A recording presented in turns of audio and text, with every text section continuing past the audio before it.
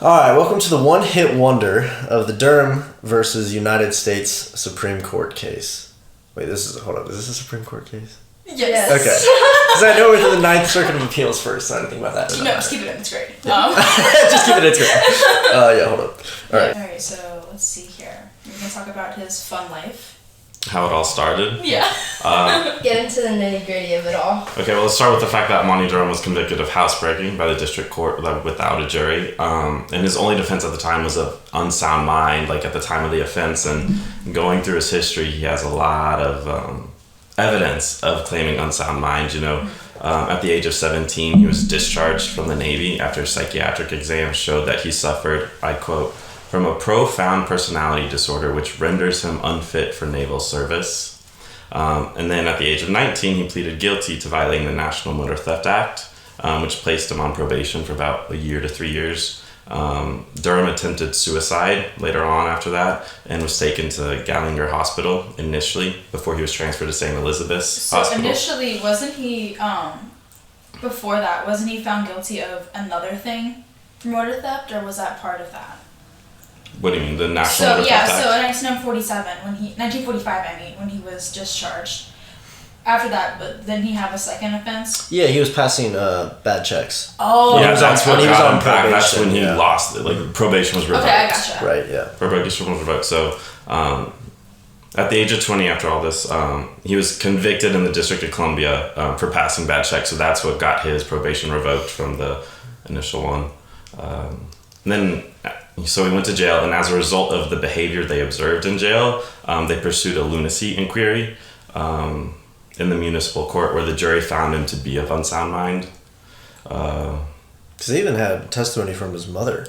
Yeah, that was later on after he was committed and then let out. But Yeah. after, the jury found him to be of unsound mind, he was committed to St. Elizabeth's and diagnosed as suffering from psychosis with psychopathic personality.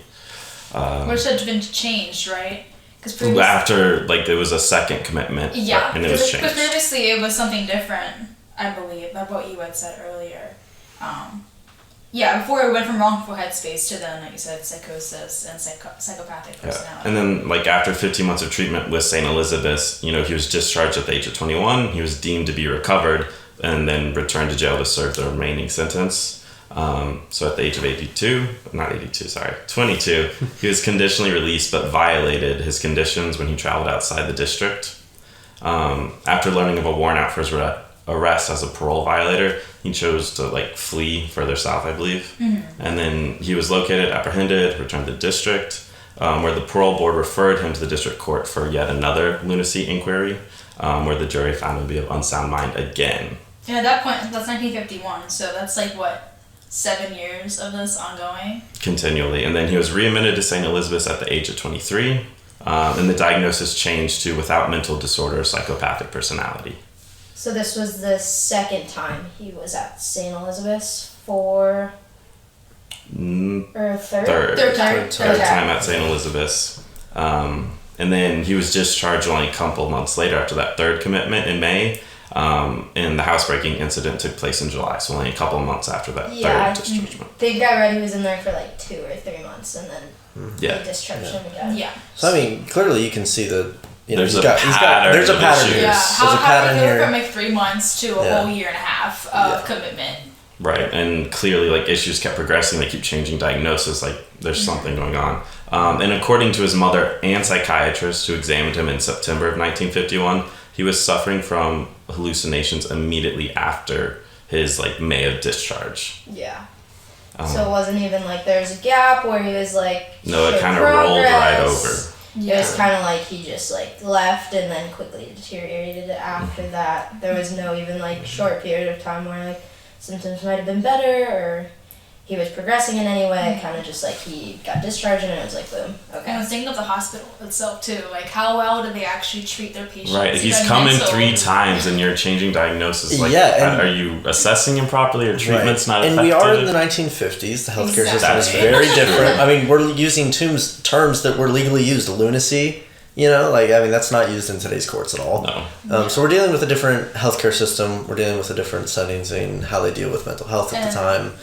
Yeah. Nothing to be like that. It's also a religious Also, Yeah. Oh yeah. At what point do you obviously we know now what went on in the past, but how old religious views could somehow alter how they feel about the person themselves, Well, let alone the possible treatment. Right, because he was committed a fourth time to St. Elizabeth's, and it was in that fourth time that he was given subshock insulin therapy. And insulin shock therapy or insulin coma therapy was like a form of psychiatric treatment in which patients were repeatedly injected with large doses of insulin in order to produce daily comas over several weeks. Which is very not ethical. No, so it's like, okay, so now that's his fourth time getting committed, and that form of treatment clearly had an effect and impact on him after, because that commitment, the fourth one, lasted 16 months, and he was released in February 1953, if my math's right, to the custody of District Jail on the certificate of Dr. Silk, which was the acting superintendent of St. Elizabeth's.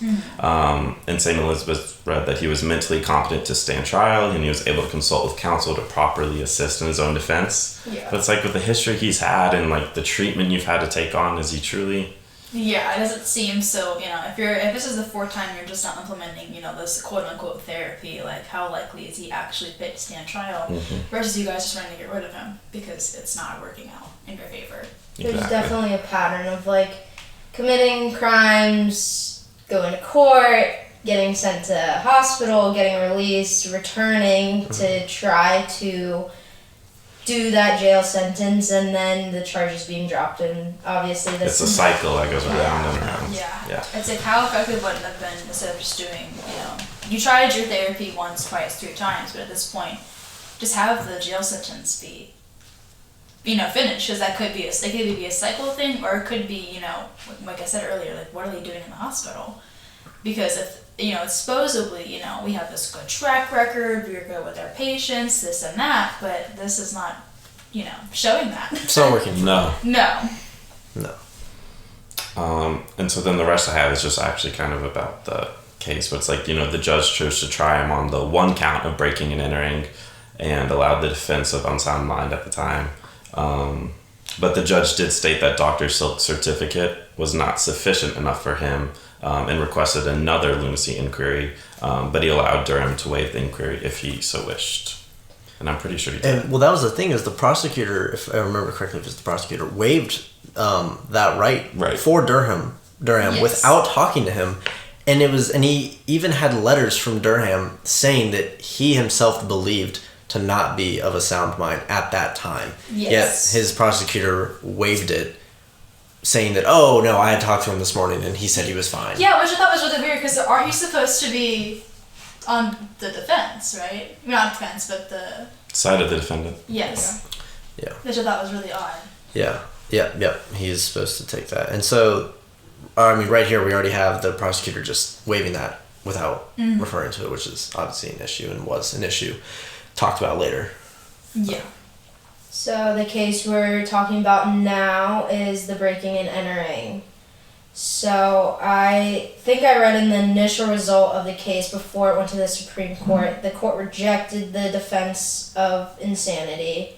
I think here they stated there's no testimony concerning the mental state of the defendant as of July 13th, 1951, when the crime was committed, and therefore the usual presumption of sanity governs. So I think what they were arguing initially was that there wasn't, the judge regarded the psychiatric testimony from his psychiatrist, that there was no testimony on the grounds that it didn't adequately cover Durham's condition on the date of the offense, and then it was not directed to Durham's capacity to distinguish between right and wrong, which led him to say that there was no testimony behind it. Right. Which is technically not true. Yeah. It's just a way to waive off, any piece of actual, what's the, not evidence, but vouch. I guess vouching. It's a way of getting rid of anything that you could actually vouch for to make a sound argument. Yeah, I get what you're saying. Yeah, words I are hard. understand. To support it. And Yeah. Because his psychiatrist or psychologist even testified in court on his behalf, I believe. And the prosecution was asking him questions, but at this time, obviously, there's a very much gray area, and like just asking the question of like, did they know right from wrong, I feel like is like, it wasn't black and white. There wasn't going to be a direct answer of yes, I understand this person's brain completely and the issues he might be facing mental health wise, to give you like this clear cut concrete answer of like, yes, he knew what he was doing was wrong, or no, he didn't know what he was doing was wrong. And his psychologist or psychiatrist, I believe his name was Dr. Gilbert. Yes. Gilbert. Yeah, Dr. Gilbert. I mean, he even said in his testimony at the time, the prosecution kept examining him, and they were saying, you know, does he know right from wrong? And he was like, I can't give you like a definitive answer because I can tell him, you know, this is right and wrong. Can you differentiate between? English is hard. Differentiate. Okay. Anyway. Differentiate. Like comprehend. It is hard. Comprehend the difference between yes and no. And he's like, if I sit down and explain it to him, he's going to be able to. However, at the time of the crime that was occurred, I can't confidently tell you. And so there was as she said, a very gray area that was existed in his testimony. And they did go back, and the jury asked him more questions about it later, and they were able to get a little bit more out of him. But I mean, it's a difficult gray area for sure. Especially back in that time when not as much is known as is now. But even now, like, you still can't assume that, okay, do you know that this one defendant or individual for sure knows right from wrong? Or is it simply because you're having to inform him of the basis? I feel like you can't just like speak for someone else, especially when it comes to like someone's mental health and the things that they're dealing with, like especially with his track record. But keep in mind, he's so young, right? He was 17. He started off in the whole process being 17. And it's like, how can you, let's think about what happens when you go into the military. I don't know, obviously, but if you're 17 and you're already in the military and you get discharged for having an unfit mind, what is that saying about how he was entering the military? Let alone how did that affect him while he was in there? Sure, and you know, it's being told at 17 years old that, you know, you can't serve with us because of your mental state. I'm sure that pushed him. Yes. I'm sure he was betting on that, or maybe that was his dream or whatever. But that was a big idea or goal in his future, and it just got said, you are not fit for it. Which I found very odd. They didn't actually bring that up at all in the actual court hearing. They didn't bring his up his dischargement. Yeah, which I thought was really weird, because it's like they did rule him to be like not criminally responsible, which is why it's like, why didn't you bring up his actual younger past track record? If he's starting as a minor that's then going into affect him as an adult, there needs to be some sort of like, I don't know, evidence based around where it started, and they never presented that in the court case, which I thought was weird. It is important to note that the contentions of each party in this case, if you have not caught on already, is that in simple terms the prosecution is arguing in determining sanity of the defendant to be held criminally responsible, while the defense is arguing innocent by reason of insanity. Mm-hmm. So that is the kind of key argument in this case for that. In which, you know, it did work out for him, obviously, as this case is named after him. But, you know, the court did hold him as not criminally responsible, and that was because I almost wrote that over again, because that was terrible. The court held the proper test of criminal responsibility that was an accused was not criminally responsible if his unlawful act was the product of mental disease or mental deficit, meaning that he had no will of intent because he himself was not able to have a will of intent as he has a mental disorder or mental illness. So he's not of sound mind, as he's stated a bajillion times in this, that he's able to make his own conscious decisions. Right, and when they came out with that verdict in the case, they defined disease and deficit. Disease being is used in the sense of a condition which is considered capable of either improving or deteriorating, and deficit is used in the sense of a condition which is not considered capable of either improving or deteriorating, and which may be either cognitive or a result of injury or the residual effect of a physical or mental disease.